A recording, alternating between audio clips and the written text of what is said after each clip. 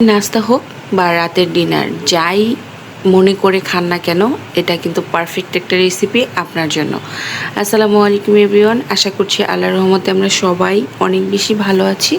চলুন কথা না বাড়িয়ে মূল রেসিপিতে যাওয়া যাক। আমি এখানে মুরগির বুকের মাংস নিয়ে নিয়েছি, একদম হাড় ছাড়া, ভালো করে ধুয়ে নিয়েছি। আর এর ভিতরে স্বাদমতো লবণ, গোলমরিচ গুঁড়া, সয়া সস, আদা রসুনের পেস্ট দিয়ে খুব ভালো করে মেখে ম্যারিনেট করে দিব। 1 ঘন্টার জন্য আমি রেখে দিব। আপনারা চাইলে কিন্তু হাতে যদি সময় কম থাকে আধা ঘন্টা করলেও হবে। এখন আমি এটাকে রেখে দিচ্ছি। এখন আমি অন্যদিকে চুলায় প্যান বসিয়ে দিয়েছিলাম, আর চুলার প্যানের ভিতরে কিন্তু আমার সামান্য পরিমাণে একটু তেল দিয়ে দিয়েছি। আর সেই ম্যারিনেট করা মাংসগুলো এখন দিয়ে দিলাম, উল্টে পাল্টে ভেজে নিব। আর এটা কিন্তু অবশ্যই একটু সময় নিয়ে ভাজবেন। কোনো রকম এখানে যেহেতু পানি অ্যাড করা হয় না, আর এটা যেহেতু ব্রয়লার মুরগি ইজিলি কিন্তু কুকড হয়ে যাবে।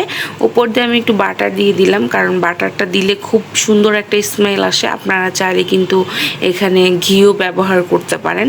আমি উল্টে পাল্টে প্রায় 20 মিনিট লেগেছিল আমার, ভেজে নিয়েছি। দেখতে পাচ্ছেন আমি কিন্তু একটু কালারটা একটু ডিপ করেছি। আপনারা চাইলে আর একটু হালকা করেও ভেজে নিতে পারবেন, আসলে যার যেরকম পছন্দ। আর এটা যে এতটা জুসি হয়েছে আর এতটা ইয়ামি হয়েছিল, যখন খাচ্ছিলাম তখন কিন্তু একটা বাটারের স্মেল আসছিল আর একটা স্মোকি স্মেলও আসছিল, কারণ যেহেতু আমি একটু ডিপ করে ভেজে নিয়েছি সেজন্য, দেখেই বুঝতে পারছেন। আর এটাকে আমি কিন্তু সফট বাটারি নান বানিয়েছিলাম, নানগুলোর সাথেই আমি পরিবেশন করেছিলাম। আর দেখতেই পাচ্ছেন কতটা সফট হয়েছিল নানটা।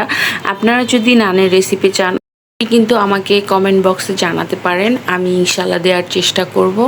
আজকের রেসিপিটা কে কোথা থেকে দেখছেন, কার কাছে কেমন লেগেছে অবশ্যই কিন্তু জানাতে ভুলবেন না। আর যারা যারা আমার পেজটাকে ফলো দিয়েছেন তাদেরকে মন থেকে শুকরিয়া। যারা যারা এখন পর্যন্ত করেননি ইনশাল্লাহ করে নেবেন, আর আমার সাথেই থাকবেন।